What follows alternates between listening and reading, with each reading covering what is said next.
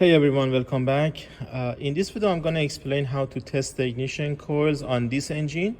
I do have coil on plugs on this engine with 2 wires. So basically on this video I'm going to show you how to test the ignition coil itself, how to test the wiring, the power supply, the control line. So I'm going to show you how to find the wires on the wiring diagram, how to find the pins. So at the end of the video, I'm going to remove the ECM and I'm going to show you some points regarding the ECM internal diagnostic and repair if you have any problem on the ignition coil which related to the PCM. All right, let's start. So first of all, my ignition coils are located right here. I have 4 ignition coils, number 1, 2, 3, and 4. And as I told you, there are 2 pins on the ignition coils. So basically, we need to check the ignition coils when we have a fault code exactly for the ignition coils or when we have misfire fault code. So when you have a fault code, you have a fault code, for example, for one of them, let's say, for example, for cylinder number 2. So the easiest and the quickest way to make sure if the ignition coil itself is faulty or not is to swap the ignition coil with another ignition coil, not a brand new one. You don't need to buy a brand new one right now because we are trying to see if the ignition coil itself is faulty or not.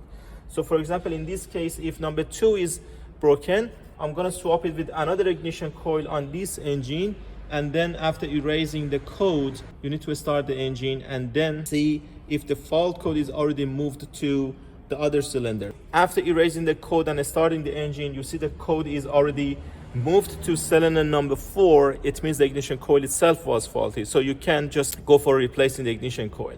But if you swap the ignition coil and you see the code is still on cylinder number 2, it means you need to go to the next step to check the wiring, and ECM could be the cause as well. So first of all, as you see on the screen, for ignition coils on this car we have 2 wires. So pin number 2, which is a pink wire, is the power supply which provides the battery positive to ignition coil. This battery positive comes from ignition coil fuse inside the IP junction box. So here is the guide for interior fuse box or IP junction box. As you see IGN for ignition coil 15 amp fuse.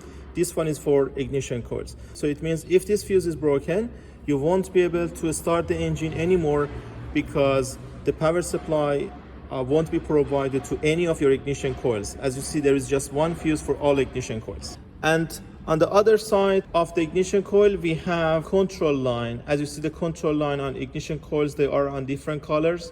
For example, for cylinder number 2, we have white wire. And the other ones, of course, you see the color as well. So if we have a look at the ignition coil number 2 right here. So this is the ignition coil number 2 connector.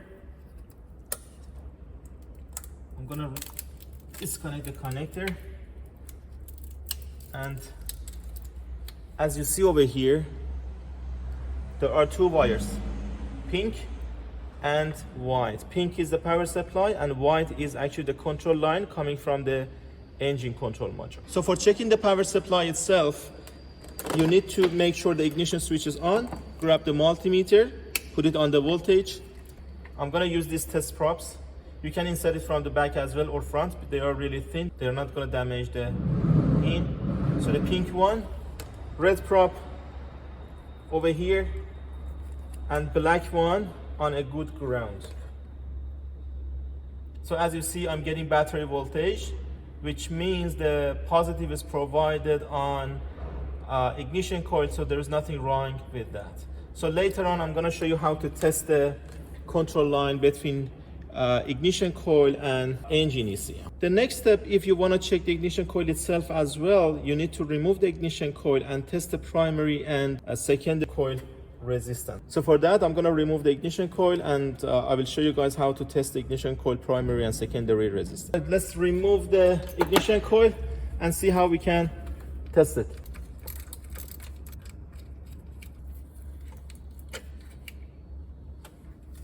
So this is our ignition coil. For testing the ignition coil itself, first of all, check it visually. Make sure there is no visual damage on the ignition coil itself. It's not broken, it's not cracked. Check the connector itself. On the ignition coil, we can check the primary and secondary circuit. So this is basically how we check the primary circuit. you need to check the primary circuit between these two pins inside the ignition coil connector. So for doing that on the ignition coil, select the resistance, and you're gonna need to measure the resistance across these two pins, just like this. And the value is something around 1 ohm, which is exactly what workshop manual tells us. Something close to 1 ohm, which confirms that the primary circuit is fine. And for the secondary, I'm gonna put one end of my multimeter over there and the other end just there. And as you see, the value is 6 kilo ohm this time, which confirms that the secondary winding is okay as well. This is exactly what workshop manual tells us. So in any of these two steps, if you are checking, if you get no reading, it means the winding is already broken, it's open, and your coil is not working anymore. You have to replace the coil with a brand new one. After checking the ignition coil itself, if the ignition coil itself is okay, we need to go to the next step to check the wiring. We already checked the pink wire, which was the power supply. We confirmed that power supply was provided on the ignition coil, but right now we're gonna need to check the control line on the ignition coil. And for that, as you remember, the white wire on ignition coil number 2 is the control line, which is connected to engine control module. As you see on the screen, the control line for ignition number 2 is connected to pin number 40 on ECM connector, and the connector code for this one is EGGAK connector, because we have two connectors on engine control module. We need to go for EGGAK connector. So here's the ECM. We need to disconnect the battery negative terminal before removing the ECM connectors. So battery is disconnected. I have two connectors here, and based on the wiring diagram, this is the connector that we are after. So I'm gonna disconnect the connector. All good. So we are after pin number 40. So as you see the connector guide on the screen, if you look at the connector based on the connector guide, this is 91, this is 74, this is 57, and this is 40. So they are actually for the ignition coils as well, for different cylinders. This is 40. You can insert the pin from here or from the back. If you look from the back to find the wires, this is exactly the white wire. This one comes from the ignition coil number 2. And you see the other ones for the other ignition coils as well. These are actually for the other ignition coils. So I can insert the pin from here. Okay. And then I need to check the resistance from here to the other side on ignition coil to make sure there is no open circuit or high resistance on the control line. Multimeter, I'm gonna just leave it right here. So I'm gonna put one end of my multimeter right here on the ECM side, and the other end just right here.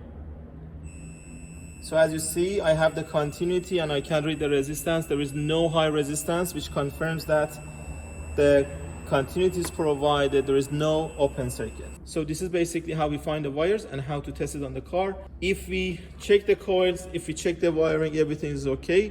The problem could be from the ECM. So we need to go for ECM replacement, but I'm gonna show you a quick way to test the ECM as well, because sometimes the problem inside the ECM is not that much serious. We can get it fixed without paying for entire ECM, which is quite expensive. So I have removed the ECM. I removed this bolt on the ECM as well, and I managed to remove the cover itself. I had just a layer of seal around it. It was not really hard to break into the seal and remove the cover. So once again, back on the wiring diagram, as you see on the screen, so you see the ignition coil control lines on ECM, and the pin numbers are clear as well. I have two connectors on the ECM itself.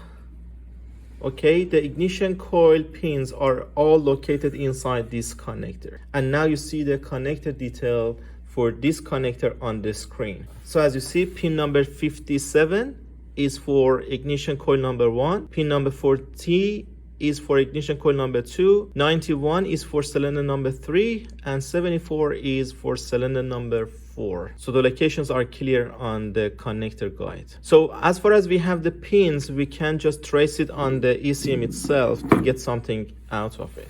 So of course, the first thing that we're gonna need to check is those pins over here. So as I explained on this connector, you see the pin numbers inside the connector as well. So that's exactly 91. And then I have 74, 57 right here, number 40. The next thing is all those pins are actually connected to the board. So I'm gonna make sure that those pins connection to the board are okay. But which one of these are actually connected to those pins for the ignition coil? You can trace it like this. If you find one of them, the other ones are really easy to be found.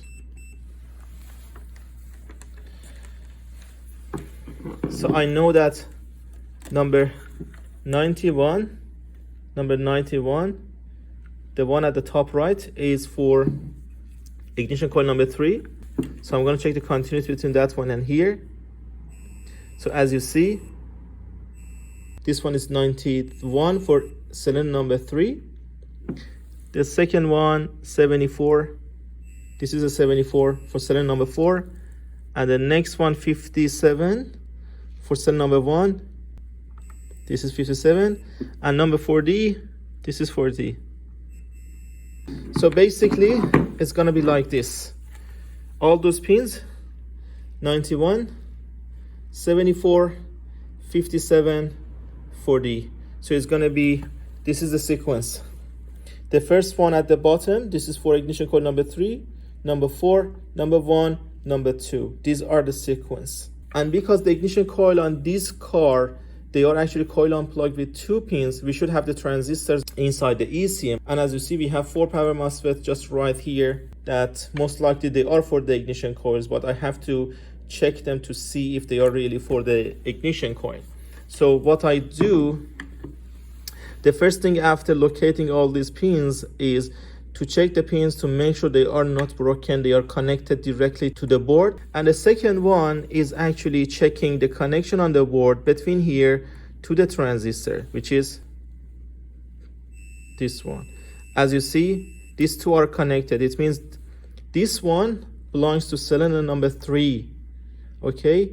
And the second one for number 4, this is for cylinder number 4. This was for cylinder number 1, which is right here, and number 2 is just right there.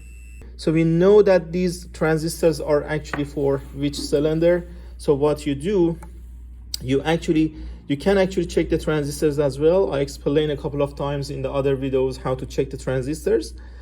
So you can basically check the transistors to make sure if they are working properly or not. So basically it's just like that, number 1, 2, 3, and 4. So you can basically check all those pins from the ECM pin to the transistor to make sure the transistor is actually working properly or not.